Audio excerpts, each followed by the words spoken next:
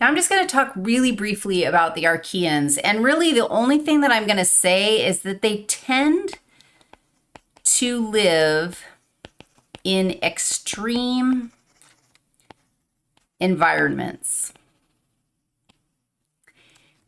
They're weird. They live in hot springs. Like this is Yellowstone National Park in a bubbling hot springs pool, boiling water. Like cells can't survive in boiling water, but Archaean cells can.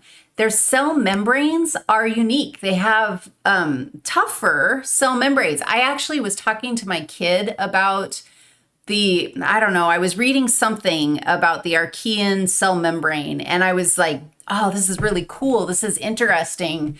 They were talking about the chemical structure of the Archaean cell membrane. And I asked him, I didn't understand it. And he's a chemistry major. And I was like, dude, does this make sense to you if the cell membrane has this part extra, that it would be able to withstand these extreme environments? And he was like, oh yes, that makes total sense. Yes, definitely that I can see how that chemical structure would make it more stable under different environments. So I don't need anyone else to know anything other than there are structural differences in the cell membrane of the Archaeans that allow them to live in these extreme wild environments. So super crazy hot, you're going to find Archaeans there.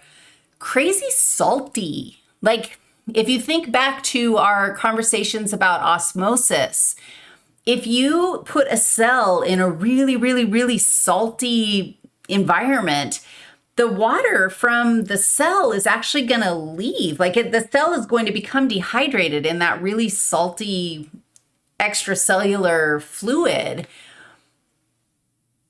Archaeans have strategies to prevent dehydration in environments like that. It's very wild. They can even survive in wild pH differences. So things like when you think about our studies on pH, we talked about how changing the pH will change the shape of proteins.